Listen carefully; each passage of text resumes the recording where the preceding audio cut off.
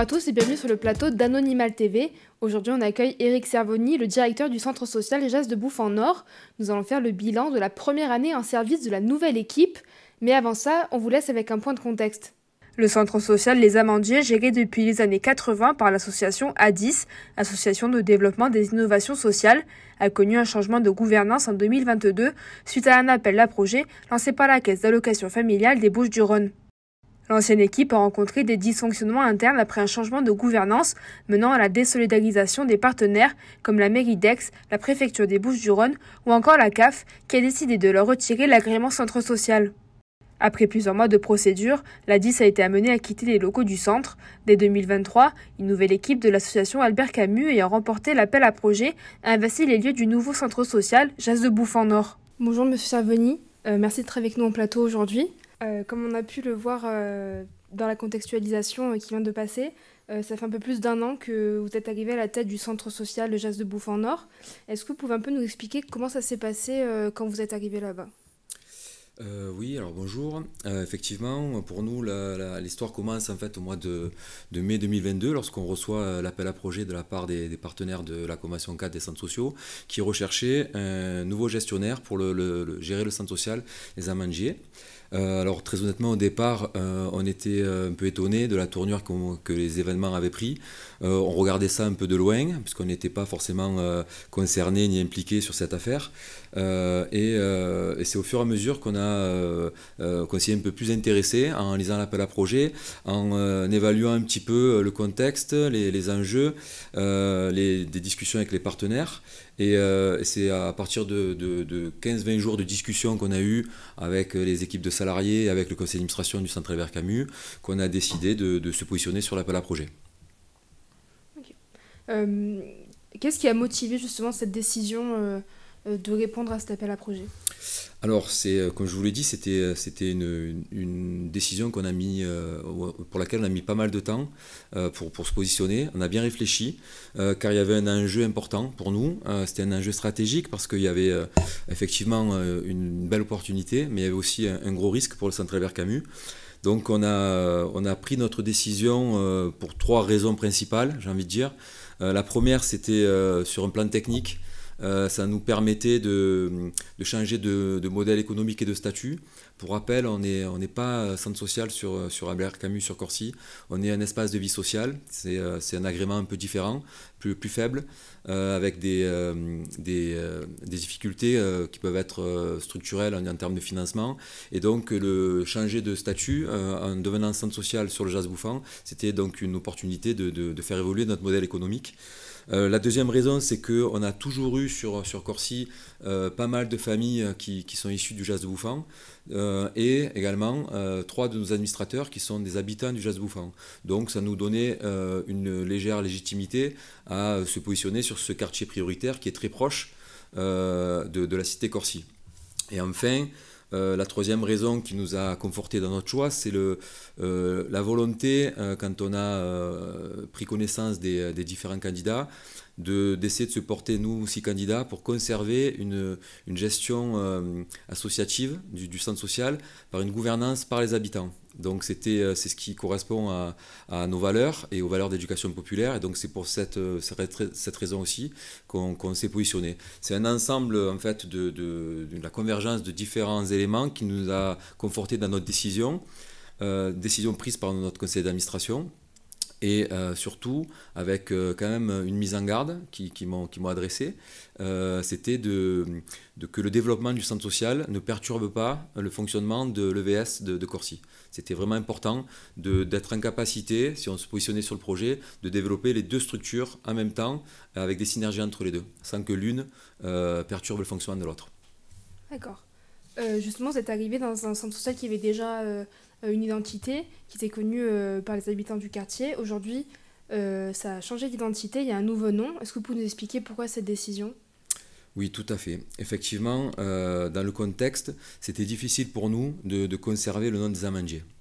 J'ai aussi remarqué, en arrivant sur le territoire, en discutant un peu avec les habitants, les élus, les partenaires, que le nom du centre social était un sujet sensible.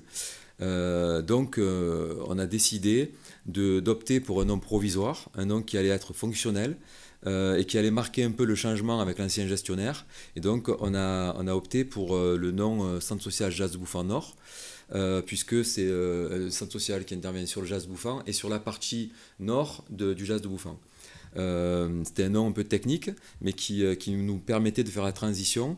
Et on va, dans un deuxième temps, travailler avec les habitants pour réfléchir au futur nom définitif que le centre social pourra porter. C'est quelque chose de compliqué de donner un nom à un centre social parce qu'il faut que ce nom incarne vraiment le centre social, le quartier, que les gens s'y retrouvent. Donc c'est quelque chose qu'on va faire collectivement et on compte justement sur cette intelligence collective pour y arriver. Vous avez repris le centre social avec du coup votre association Albert Camus. Et l'une des premières missions que vous avez eues, c'est de mener une mission de préanimation. Est-ce que vous pouvez rapidement nous expliquer ce que c'est une mission de préanimation ? Tout à fait. Donc, suite à l'appel à projet, la CAF nous a sélectionnés et nous a attribué une mission de préanimation d'1 an, de juillet 2022 à juillet 2023. Alors, une mission de préanimation, c'est quoi ? C'est une sorte de phase de préparation durant laquelle on va évaluer la potentialité d'ouvrir un centre social. Durant cette phase de préparation, on va réaliser un diagnostic des besoins de la population, on va rencontrer les habitants, rencontrer les partenaires et on va réfléchir à la pertinence d'y implanter un centre social. C'est comme une sorte de période test en fait, qui permet d'évaluer les besoins, rencontrer les personnes et définir ensemble les orientations du prochain centre social. Et quels étaient les axes du coup de cette mission de préanimation pour vous ? Alors pour nous, c'était 3 objectifs bien concrets en fait, de cette mission de préanimation. Le premier, c'était d'élaborer un projet social qui est en fait ce qui permet d'obtenir l'agrément centre social auprès des services de la CAF. Le deuxième axe, c'était d'associer les acteurs locaux. Alors quand je dis acteurs locaux, c'est les habitants d'une part et les partenaires associatifs d'autre part, à l'élaboration de ce projet social. C'est quelque chose qui s'inscrit dans une co-construction, une démarche de co-construction. C'est vraiment important. Et le troisième axe, en parallèle de cette démarche d'élaboration du projet social, c'était de constituer une équipe de salariés professionnels qui allait être en mesure par la suite de porter ce projet social. Justement, vous parlez de projet social. Est-ce que vous pouvez nous expliquer en quoi le vôtre consistait ? Alors, ce projet social, il était... c'est quelque chose qui s'inscrit dans une démarche, d'accord ? On a souhaité démarrer normalement, on a 1 an pour le réaliser. Nous, on a été un peu perturbés, puisque quand on arrive en septembre 2022 pour démarrer la phase opérationnelle, on n'a pas accès aux locaux du centre social. L'ancien gestionnaire est toujours dans les locaux. Donc, on a été obligé de s'installer dans des locaux provisoires qu'on nous a mis à disposition, que la ville nous a mis à disposition à la Maison de la Justice et du Droit sur Jazz Bouffan pour avoir un premier pied-à-terre. Et on a commencé de ce lieu à démarrer la démarche, c'est-à-dire rencontrer les habitants, démarrer des actions pour être identifiés. Donc on a ouvert un centre de loisirs, le centre aéré dans l'école des Deux Ormeaux. On a démarré aussi un dispositif de réussite éducative toujours dans l'école des Deux Ormeaux. Et on a commencé à proposer des animations et des sorties pour les familles. L'idée, c'était d'être identifié, de commencer à mobiliser du public pour après engager la deuxième phase de concertation et vraiment d'élaboration du projet social. Sauf que, nouveau problème, on arrive finalement en fin d'année à récupérer les locaux, mais on récupère des locaux vides.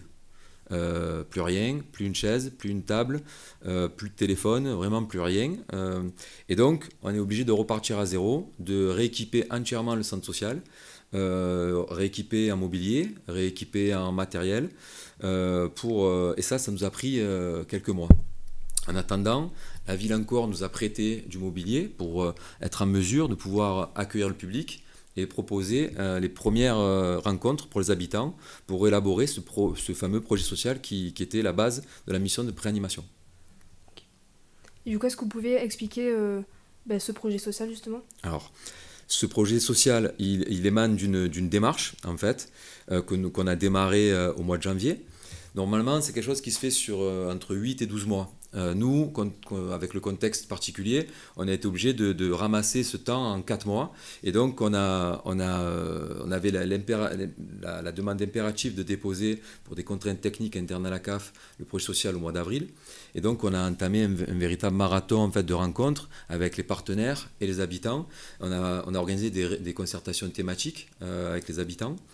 Donc ça, c'était vraiment la démarche. En fait, on recueille les attentes, on les discute, et après, nous, derrière, avec l'équipe, on a un travail de traduction pour le formaliser sous forme d'un projet.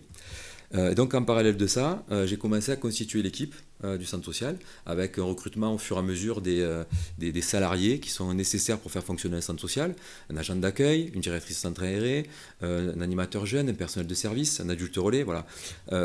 Tout ça, c'était très important parce j'avais besoin aussi d'une équipe pour porter cette démarche et établir ce projet social en y associant les habitants.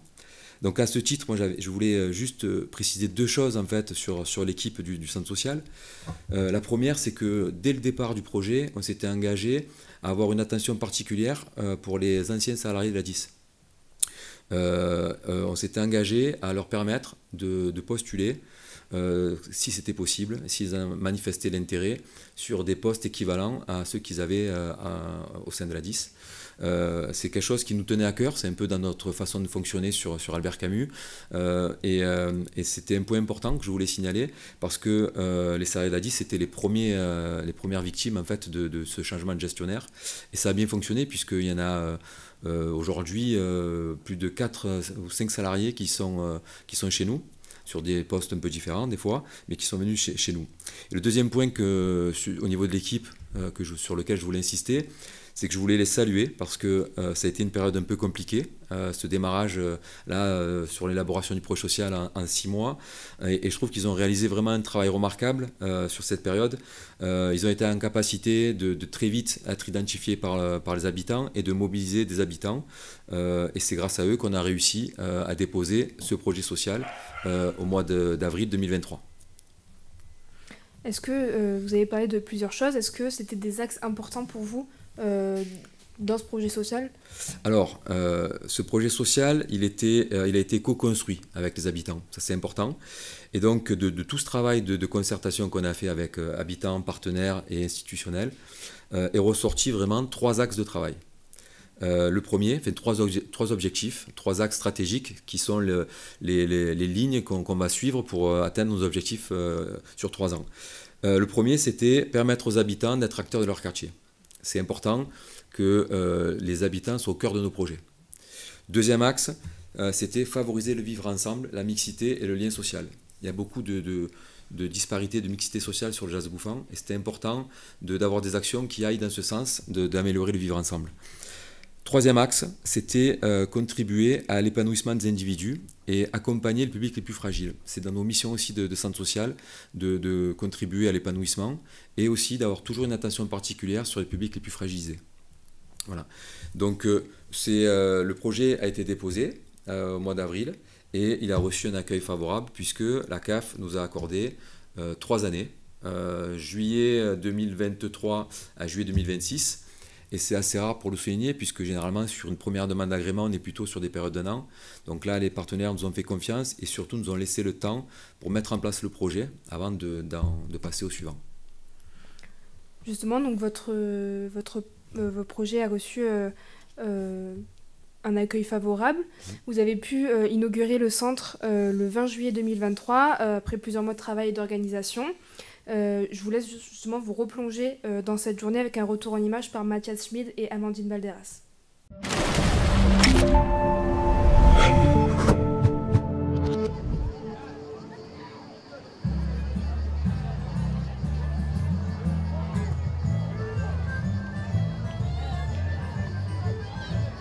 Nous sommes tous réunis ce soir pour dire merci aux collectivités qui ont été profondément unis sur la survie du centre social.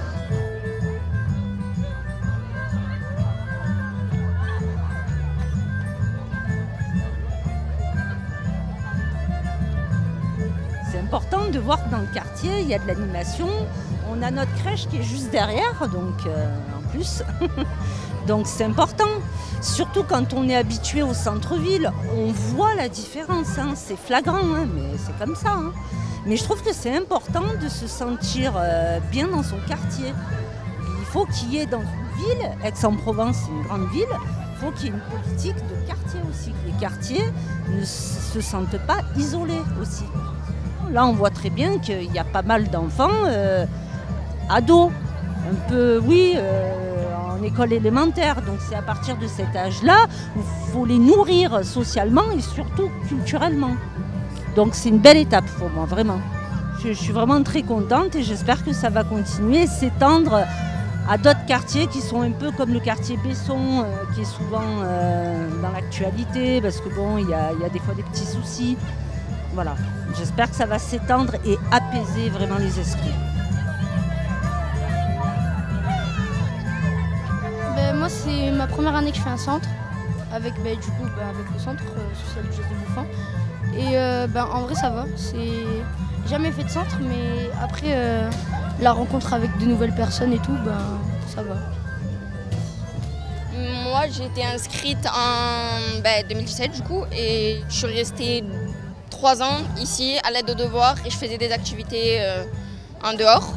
Et franchement, c'est pas mal. Mais c'est mieux qu'avant, c'est beaucoup mieux qu'avant, ça s'est amélioré. Il y en a peut-être qui ne peuvent pas avoir les moyens de, par exemple, aller faire du bateau ou quoi que ce soit. Genre, du coup, ils peuvent s'inscrire au centre. Faites des rencontres, les sorties, les séjours, tout ce qu'il organise, comme la fête d'aujourd'hui par exemple. Ça nous permet de faire des activités. Une machine à graniter, en vrai, ce serait bien pour l'été. Tu fais un concert ici. Un bus, un minivan. Déjà, en fait, là, tout ce que je suis en train de dire, il est en train d'investir dessus. Il aimerait bien l'animateur. Voilà.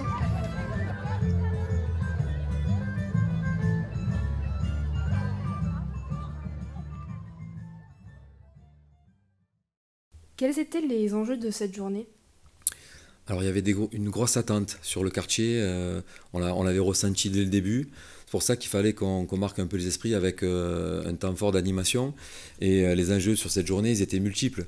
Premièrement, on souhaitait profiter de cette inauguration pour présenter un petit peu les actions qui avaient démarré sur le centre social depuis le début de l'année, depuis janvier.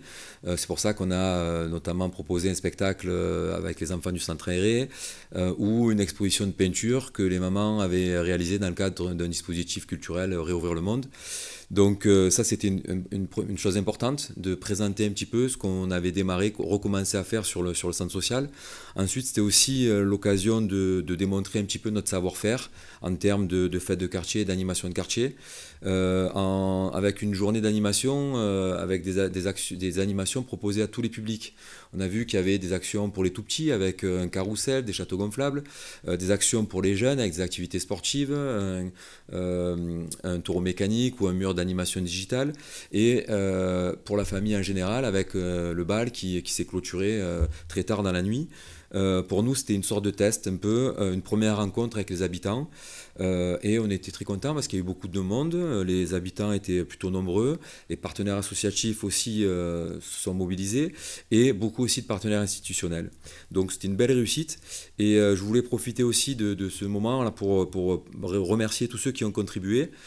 C'était très agréable pour nous sur cette journée d'avoir reçu l'aide de plusieurs partenaires locaux qui sont proposés spontanément de venir proposer des animations gratuites sur la journée, en gage de soutien en fait à la manifestation. Donc je pense notamment au Boxing Club Les Hippos ou au South Winner Taekwondo qui ont proposé des activités sportives sur la journée, et c'est toujours agréable quand on arrive sur un territoire d'avoir un accueil favorable des acteurs locaux, des associations, et on se sent un peu plus soutenu, et c'est toujours bien de pouvoir fonctionner de cette façon-là.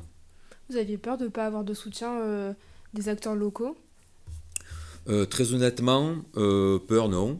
On avait plus une pression quand même, il y avait des attentes qui étaient importantes. mais pas forcément sur cette journée d'inauguration. En fait, la pression, elle a démarré dès qu'on a accepté le challenge, en fait, de reprendre la gestion du centre social. C'est une pression du public, c'est une pression des partenaires, c'est une pression des institutions, parce que tout le monde avait des grandes attentes. Le Jazz Bouffant, c'est un grand quartier, c'est un grand territoire, il y a des enjeux qui sont extrêmement importants. Et du coup, on savait qu'on était attendu. Voilà. Mais nous, on a un peu l'habitude, hein, on a toujours fonctionné de la même façon.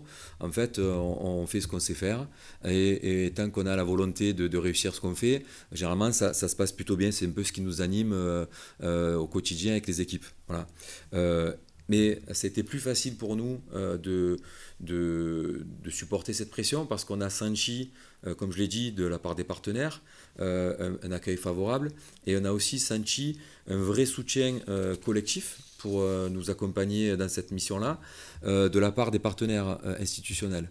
La ville nous a beaucoup accompagnés, mais aussi l'État, la CAF, le département, le bailleur Famille Provence. Tous les partenaires étaient présents. Je ne peux pas citer non plus tous les partenaires associatifs parce qu'ils sont trop nombreux et j'aurais trop peur d'en oublier. Mais moi, j'ai vraiment observé une volonté collective qu'on réussisse, parce qu'il y avait vraiment un besoin que le centre social renaisse et puisse très vite répondre aux attentes et de nouveau proposer des services pour les habitants. Donc c'est une journée qu'on peut qualifier de réussite?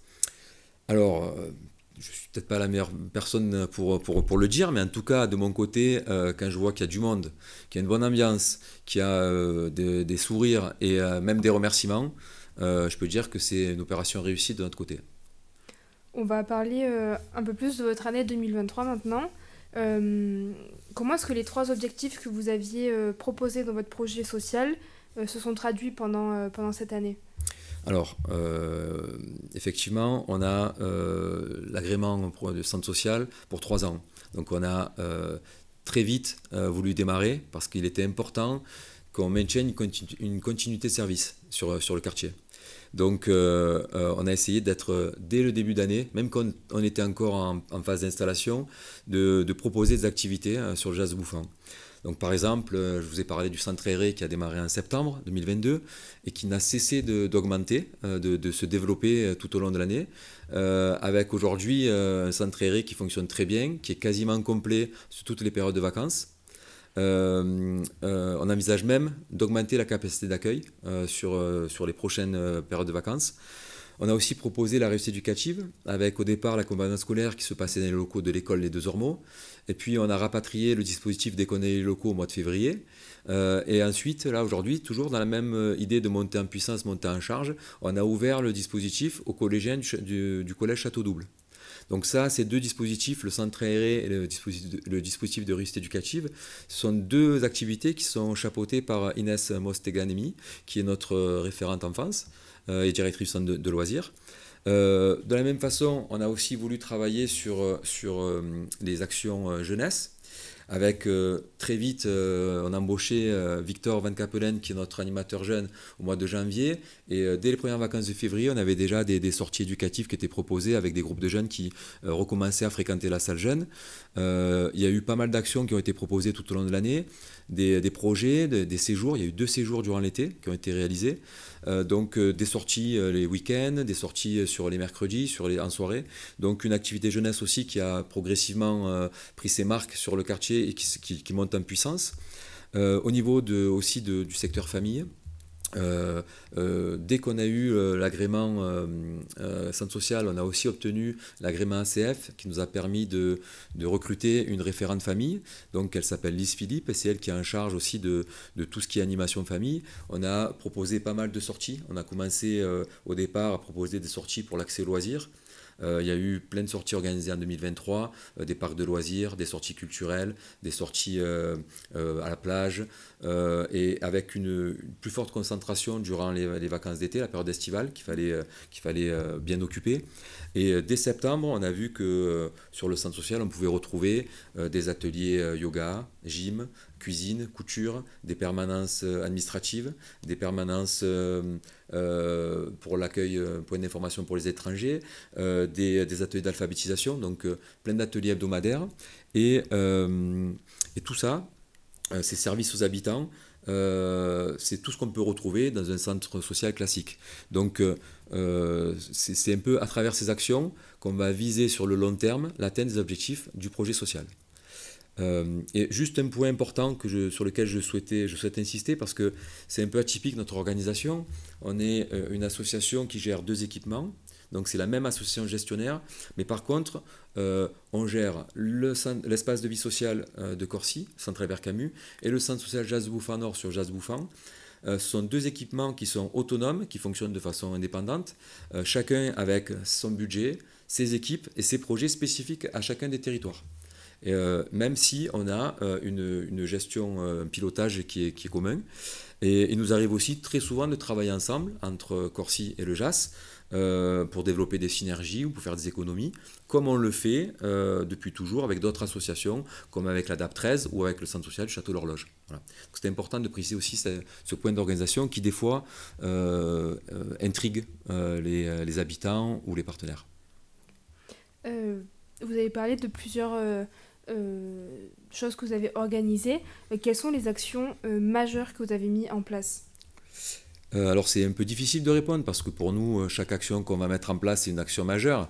Mais effectivement, je peux faire un focus sur des temps forts qui ont été réalisés durant l'année 2023 par thématique. Alors on sait que les animations, les fêtes de quartier, des moments de convivialité, des moments festifs, c'était une grosse demande qu'on avait observée durant les réunions de concertation.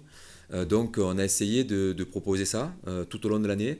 On a commencé par une première animation en soirée qu'on appelait la Noctambule durant le mois de Ramadan. On avait un succès fou, on était débordés de public et c'était la première fois qu'on nous réouvrait vraiment le centre social aux habitants. On a parlé tout à l'heure de l'inauguration et dans le même registre, durant l'été, on a proposé une soirée orientale qui a bien fonctionné sur le centre. Et également, en fin d'année, on s'est associé au comité des fêtes du Jazz de Bouffan pour organiser une fête de fin d'année qui s'est déroulée au mois de décembre dans le parc du Château l'Horloge. Ça a été une vraie réussite, plus de 800 personnes accueillies, des animations festives avec des châteaux gonflables, des animations musicales, des poneys, un spectacle, des ateliers maquillage, vraiment une belle fête. Les habitants étaient ravis, on a accueilli beaucoup de monde et donc ça c'est un exemple d'action qu'on souhaite mettre en place et qu'on souhaite renouveler chaque année pour animer un peu la vie locale, animer la vie du quartier. Et notre stratégie, c'est pas forcément de faire des fêtes tout seul dans notre coin, c'est de travailler avec les autres acteurs et de faire de fêtes un peu plus ampleur à plusieurs. Donc jusqu'ici, le bilan est quand même assez positif, mais est-ce que vous avez rencontré des difficultés depuis que vous êtes arrivé à la tête du centre ? Oui. J'entends que le bilan est positif, mais effectivement, tout n'est pas rose. On rencontre on a rencontré du début des difficultés. Faut pas se mentir. Dans un premier temps, la charge de travail, forcément, on est passé en très peu de temps d'une équipe de 10 salariés à une équipe de plus de 20 salariés en moins d'1 an. Forcément, ça nécessite un temps d'adaptation, que tout le monde retrouve ses marques, qu'on soit en capacité d'intégrer les nouveaux et de les faire accompagner par les anciens. Donc ça met un peu de temps. Vraiment, la grosse difficulté qu'on rencontre, c'est le recrutement. Il a fallu constituer totalement une nouvelle équipe. Et aujourd'hui, on a encore des postes qui ne sont pas pourvus.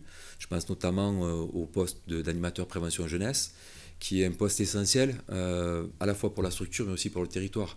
Il y a un vrai enjeu en termes de politique jeunesse et de prévention jeunesse sur le quartier du Jazz de Bouffan. Et on a besoin d'avoir un salarié qui va incarner cette stratégie de développement d'action. Et aujourd'hui, on a une difficulté depuis plusieurs mois pour retrouver ce salarié. Donc on ne baisse pas les bras, on continue et on espère que dans les prochains jours, on va être en capacité de pourvoir le poste. De la même façon, on a des difficultés pour compléter les équipes sur le centre aéré, notamment les mercredis. C'est une problématique qui est nationale, hein, c'est la branche qui souffre de manque d'attractivité. Et malgré le fait qu'on soit organisme de formation et qu'on forme nous-mêmes des animateurs BAFA, on a du mal à recruter. Et les équipes, c'est important. On parlait tout à l'heure des actions importantes qu'on a sur la structure. Moi, je voulais aussi souligner l'apport quand on recrute des personnes qui sont compétentes et qui sont militantes. C'est toujours une plus-value pour les actions qu'on va proposer.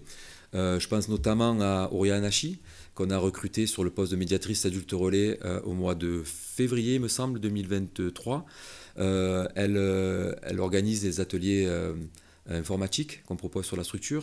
Elle est aussi l'animatrice de l'atelier cuisine, qui est le rendez-vous hebdomadaire du centre social, avec toujours 10-15 mamans et des papas aussi qui viennent apprendre à cuisiner et qui se retrouvent pendant un temps de convivialité. Donc je voulais saluer son recrutement et la remercier parce qu'elle a été précieuse pour mener ces actions durant cette première année 2023. Maintenant que vous pouvez faire un premier bilan après une année d'activité, quelles sont vos ambitions pour la suite et quelle vision pour le futur du centre ? Alors, pour moi, le plus important aujourd'hui, c'est la stabilisation. On a besoin aujourd'hui de structurer notre fonctionnement, stabiliser les équipes, consolider les postes, consolider les financements pour s'assurer qu'on va durer dans le temps. On a démarré très vite et le risque quand on démarre très vite, c'est d'exploser en plein vol et c'est ce que je voudrais éviter, qu'on s'effondre à court terme en fait. Donc pour moi, c'est ça le plus important, la stabilisation. Ensuite, on sait aujourd'hui que les centres sociaux vivent une période de crise.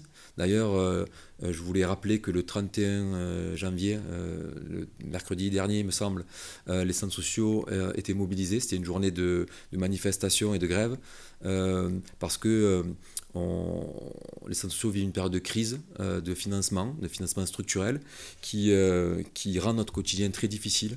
Tout le monde partage le fait que notre travail est important, qu'on a une vraie place dans les quartiers, une vraie place auprès des habitants, mais les moyens qui sont dédiés ne sont pas adaptés, alors qu'en parallèle, on a des problématiques sociales qui deviennent de plus en plus complexes, notamment dans les quartiers prioritaires, avec les publics les plus fragiles.